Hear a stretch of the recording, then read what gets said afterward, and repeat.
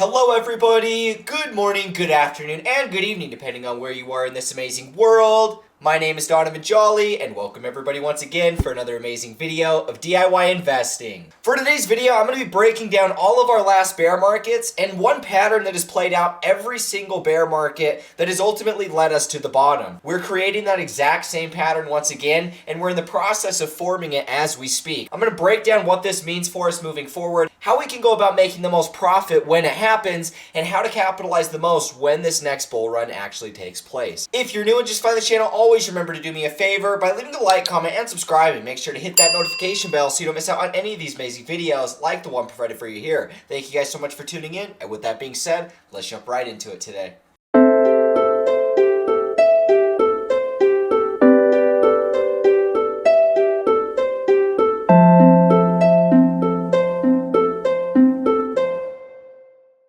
Today we're going to be talking about a pattern that has played out every single cycle for Bitcoin and is in the process of playing out once again. Now, this is important to understand because it's going to help new guys that are just getting into these markets or people that are just trying to learn more understand market cycles, because I promise you guys, if you understand the emotional psychology and you understand how a market cycle works, you're going to understand the market in a much better way to be able to get in and out at a better point. That's one of the hardest things that people have when they're trying to understand how to make profit, is when to get in and out, what is the best opportunity, and a lot of that has to do with simply understanding market cycles. Now, this is the classic example of a cycle. You go through these kind of different phases where we have the stealth phase. That's the very beginning of the bull run. The awareness phase, that's when we first start to kind of take off. And then we have the mania phase, which is the blow off top, right? And then we have the bear market. Now, if you guys notice here, notice this dotted line. This dotted line is basically our trend line, and it's our consistent trend throughout the entirety of our bull run. Notice how we distance ourselves when we get into this mania phase. We really start to go very parabolic.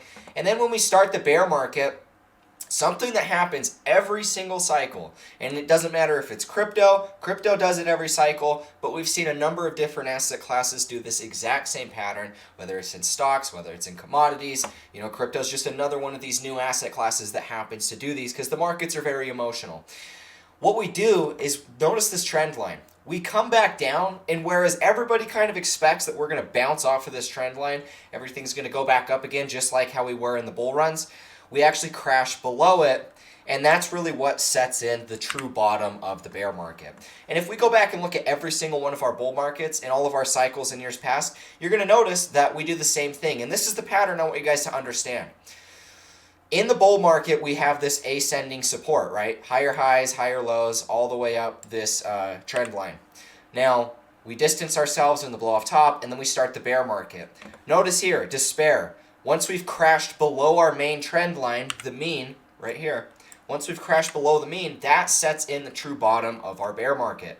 Notice how once we actually crossed back below this ascending support here, and our descending resistance, this red descending resistance in our bear market, notice how once these two kind of make an X where they cross, where our ascending support also becomes resistance and we start crashing below that, that is what our pattern that we're going to be looking at is. And you notice how we do this every single cycle.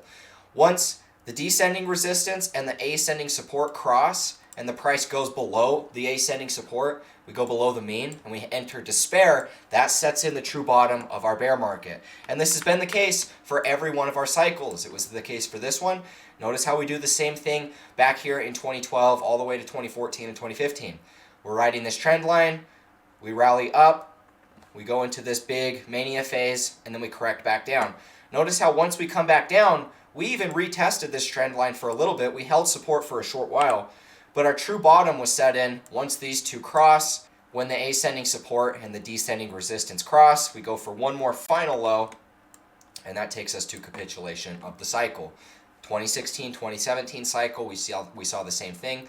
Ascending support, distance ourselves from the trend line, bear market rolls through. Pretty much at the very bottom, or I should say at the very end of this 6K support floor, right at the end of the descending triangle, we pretty much tapped this descending resistance as well as crossed below our ascending support. So all of this kind of happened at the same time, and that also led us to that final capitulation right here. Now guys, if we take it to what we're seeing today inside of our current cycle, it's the same turn of events. Now this is where you can kind of draw the trend line a couple different ways, and we're going to talk about that.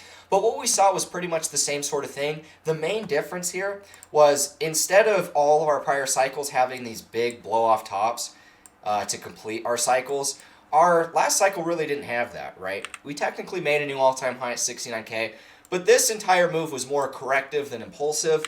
There were some altcoins that had impulses, but for the most part, Bitcoin was correcting. We saw peak euphoria, I would say, at 65K, so that was a little bit different compared to other cycles. Nonetheless, if we're looking at the same turn of events, we always know the bottom of the bear market and the end of our cycle and the completion of it is pretty much just when we complete the breakdown of ascending support and our descending resistance crosses, right? And so what we're looking at in our current cycle, we have this descending resistance ever since 69K.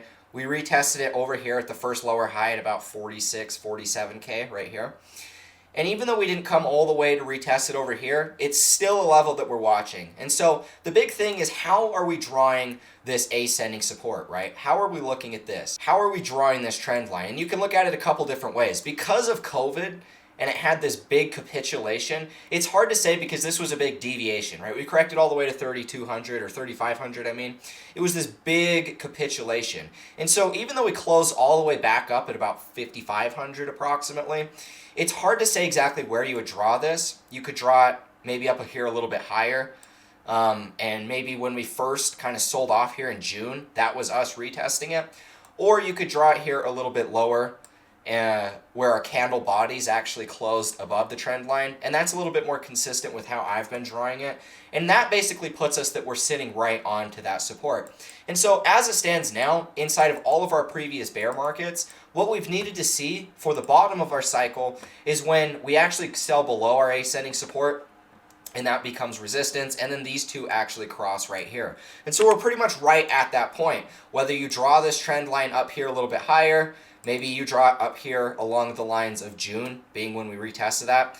This was us kind of breaking below that, and then this is actually us selling below that moving average. You know, it can be drawn a couple different ways, and we're just going to have to watch and see exactly what's going to play out.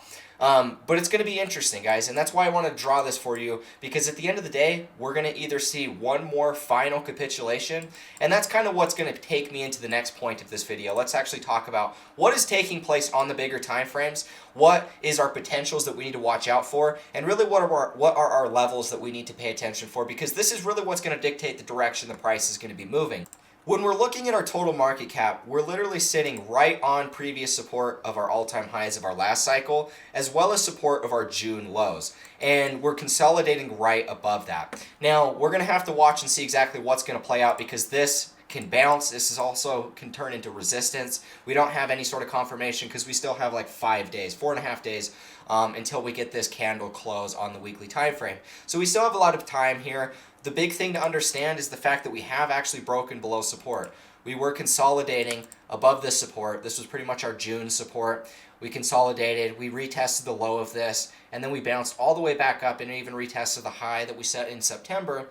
Obviously, this turned into resistance. All of the FUD with the FTX collapse saw us actually capitulate and make a lower low. So as it stands now, we have made a lower low. We are technically below our June support, and we're consolidating pretty much at the very bottom of the capitulation wick that we saw in June, right? And so this is our new range that we're in. This is a really small range. We're either going to have to break above our October support that was in here. It's now resistance. Or we're going to break below our previous all-time high. And if that happens, then we have quite a ways to fall. And we're going to have to take a look at where our next support levels are. And when I'm looking at this, the big thing to understand is, where is liquidity? And it was obvious to tell where liquidity was inside of these moves, or even inside of these moves. Now, we don't really have any sort of support level until pretty much right here, inside of this sell-off right here, and getting into the support cluster right here. And then if we break below that, we have the bottom of this wick, and that pretty much takes us in line with this resistance here. When we first started our very first lower high and lower low into our bear market of 2017, that was a really big liquidity cluster that we saw, and it was really where we saw our first pullback when Bitcoin and the total market cap first started breaking out before the move into new all-time highs. We saw these first little pullbacks right here. Bitcoin was pretty much right at an all-time high at 16K. We saw these little pullbacks, and then we saw the big move into price discovery. Now, that's really what we're going to be looking for here. If we break back below into resistance of our previous all-time high, we pretty much don't have a support until all the way back down at about 500 billion in market cap, which from where we're at right now, we're looking at about another 34% drop. And so if we're going to see another drop, if this is actually going to prove that to be resistance, we're not going to be able to hold support, then we're looking at a pretty big drop on the way back down. Now, the total market cap is going to hold up a little bit better, and that's the thing. The total market cap is still sitting above previous all-time highs, whereas if we come in here, Bitcoin itself has already been within the previous all-time highs, right? And we have been since our June capitulation. June took us below. We bounced. We even went back below throughout our entire September, October consolidation. And now we're just pretty much consolidating back below that. Bitcoin has made a lower low. We've already made a low past our June capitulation. And so Bitcoin looks a lot weaker, right? Bitcoin has had a lot more weakness as far as the total market cap. And that's why I often say to watch the total market cap, because it can kind of give us an idea of what's happening early. The total market cap is having this bounce at our wick of June, right? Or the very bottom of this capitulation wick. The reason why we're having this bounce in Bitcoin is pretty much because we're having this little battle trying to decide whether we're going to hold support above this, whether this is actually deviation by the bears, and whether the bulls are going to be able to push us back into our range high of October. If we can get back above, this October, now it's resistance, but it was previous support. If we can get back above and this starts acting as support again, that can really stitch us in as this being somewhat of a deviation. Now, if the total market cap drops 35%, Bitcoin has already been within our previous all-time highs. So even if we bounce back up in here, we could still reject and retest these resistance levels, and we can still get quite a bit of consolidation before anything's proven, right? The total market cap can still bounce all the way back up and retest this October support, now acting as resistance. Even if we don't close back above it, we can still get quite a bit of movement happening inside of this trend. So if that's taking place, the best thing to do is just wait for confirmation, whether we get a breakdown below and this closes as resistance, or we actually get a move back above, then you could actually look to take long entries once again. The best thing to do is just wait for confirmation, because Bitcoin's down. Bitcoin could bounce back up a little bit and it could still close below resistance, and so there's no real reason to get too ahead of yourself. The big thing at the end of the day, it's not a bad time to buy Bitcoin. It's definitely not a bad time to buy Bitcoin. Bitcoin's sitting at 16,300. It's within a previous all-time high of the last cycle. When Bitcoin was sitting here, a lot of people were rushing at the opportunity to buy Bitcoin within a previous all-time high. So the fact that we're actually below that level, you got to think that this is still a good opportunity. So you shouldn't get too shied away from being able to accumulate right now. We know Bitcoin itself is near the same 4-year cycle low time frame. So whether we get one more low like this, we have one more final capitulation that takes us down to 12, 14, 10K. I don't know where it would go.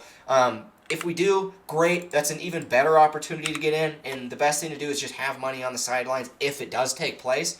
But if it doesn't, you don't want to be the guy that also missed out on opportunity of buying all the way back down here, below 20K, sitting here back within levels that we saw, all the way back here in December of 2017. Over 4 years ago, right? Many, many years ago, we were sitting at these same levels. And so I don't think we should do anything by overlooking this. I think that we should do our part by accumulating it if we have the opportunity to do so. If you don't, obviously you're just going to be waiting and sitting on your hands and doing nothing. But for the people that do, you really shouldn't be shying away too much. Like I stated, the best thing to do is just keep money and prepare for bull scenarios if we get one more low, because the big thing to understand is Bitcoin is down. We have made a lower low. We have closed below our June low. Because of that, it's likely that this is probably going to break down too. Bitcoin is probably just going to show the way of the total market cap, because it kind of did the same thing throughout our entire bear market consolidation so far. And so if we do get one more big capitulation, the total market cap is going to come all the way back down and bottom somewhere inside of this support cluster, in my opinion. We could get a wick that kind of happens to go like that, but I would expect that it would consolidate above this level here.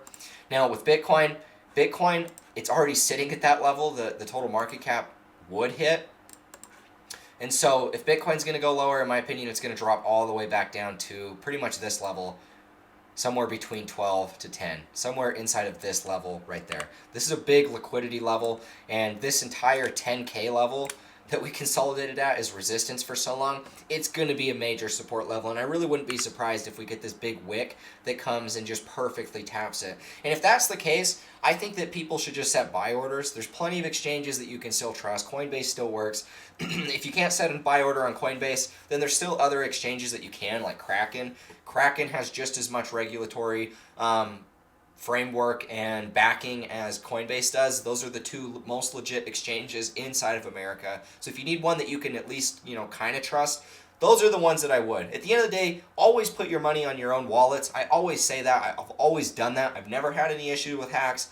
I've never had any issue with anything for the most part. I've never really lost money in exchanges going under because I don't keep a lot of money on them for the most part. If they go under, it would suck because, I would lose a little bit, but I don't keep hardly any money on exchanges, and I don't think you guys should either. And so if we get this big capitulation event that takes place, we could easily see multiple exchanges go under. We could see other bad lenders go under. We don't know what's going to happen. And so there's a lot of what ifs. That could all just be FUD. We might already be at a cycle low. And if that's the case, obviously, like I stated, prepare for both scenarios. But if we do get one more capitulation, the best thing you can do if you've already survived, not having your money on FTX, not having anything on Genesis or any of these other major lenders, if you haven't got screwed over yet, I would definitely recommend buying a hardware wallet, buying a ledger wallet, getting your money off, getting it onto a hardware wallet like that. And that way you're going to have at least a little bit more money, a little bit more insurance backing it than you would elsewhere. Now keep in mind, guys, that you can still make your own mistakes. You can still lose your own money. You can still make silly mistakes and get hacked. It can still happen, but when you put your money inside of a hardware wallet, it sets you in a much better situation, right? And so that's what I recommend for you guys. Anyways, this is kind of the video I had for you. This is what I'm watching for.